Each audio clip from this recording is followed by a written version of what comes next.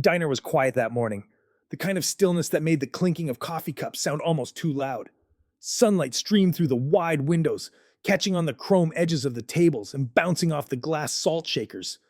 At the corner booth sat Walter Branson, an 81-year-old Korean War veteran who came here every morning at exactly 8:15. He wore his favorite flannel shirt, faded at the elbows, and a pair of heavy boots that had seen more winters than most men in the room had lived through.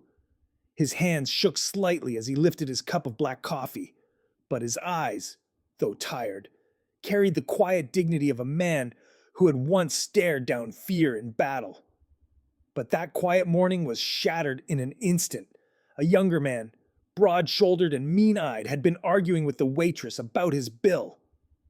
His voice grew louder, his temper hotter, until he turned and noticed Walter watching quietly from his booth.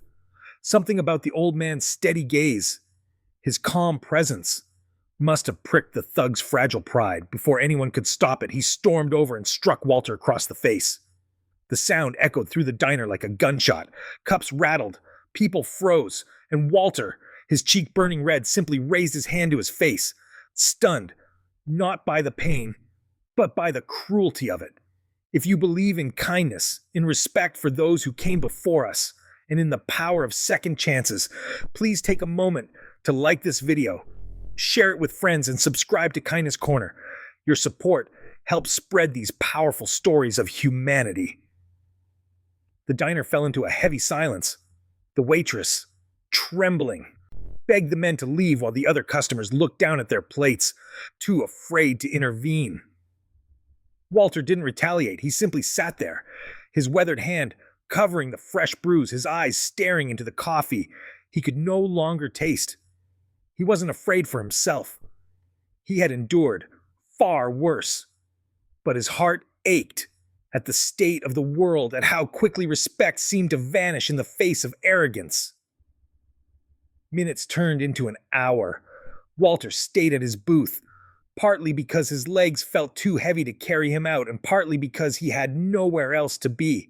The diner was his refuge, the place where he was known simply as Mr. Branson, the polite old man who always tipped generously even when his pension was thin. Now even that sanctuary had been tainted by violence. But then the bell above the diner's door jingled, and in walked a group of men whose very presence shifted the atmosphere. Leather vests stitched with bold insignias, tattoos winding down muscled arms, boots that hit the floor with certainty. They were members of the Hell's Angels. At their center walked one taller than the rest, his gray-streaked beard giving him an air of authority. His eyes scanned the room until they landed on Walter, and in that moment, a ripple of recognition passed through the old man's tired expression.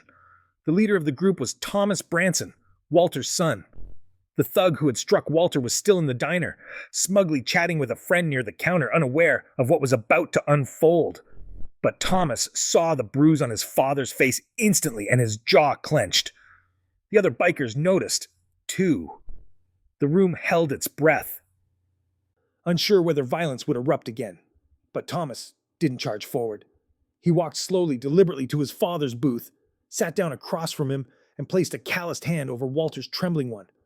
The two men sat in silence for a long moment, the bond between them unspoken but unmistakable. Walter, who had once held his son as a crying boy in his arms, now looked at the man he had become. Fierce, loyal, unyielding.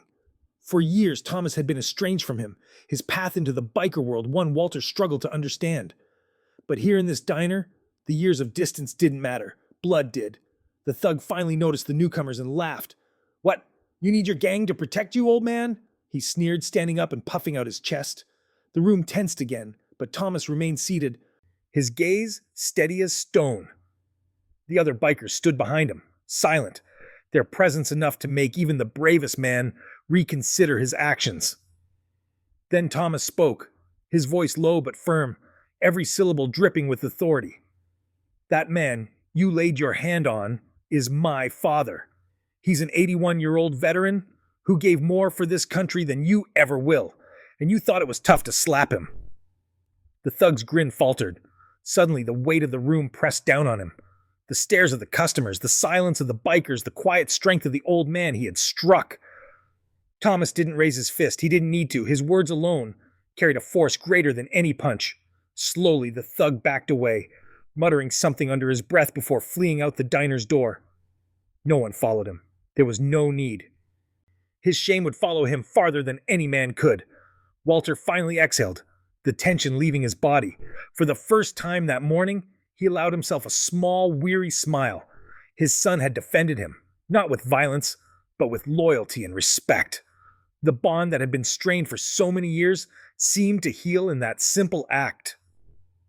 The waitress brought fresh coffee for the table, her hands still shaking, and quietly thanked Thomas and the others. Around the diner, customers began to murmur, the fear lifting as though sunlight had broken through heavy clouds. Some even approached Walter to offer words of respect, ashamed they hadn't acted sooner.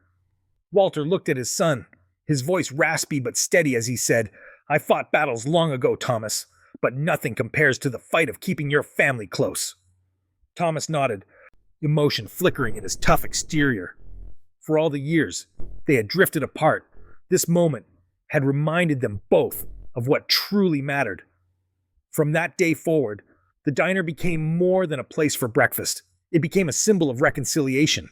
Walter and Thomas would meet there often, sometimes joined by Thomas's biker brothers, who treated the veteran with a reverence he had never asked for, but deeply appreciated.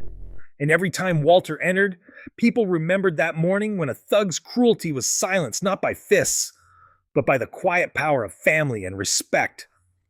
If this story touched your heart, please show your support by liking this video, subscribing to Kindness Corner, and sharing it with others.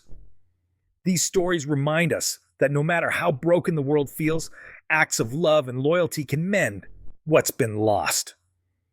And before we end, I'd love for you to comment below. Do you believe kindness has the power to heal broken families? Your words might inspire someone who needs hope today. Walter Branson lived out his days with a renewed sense of peace.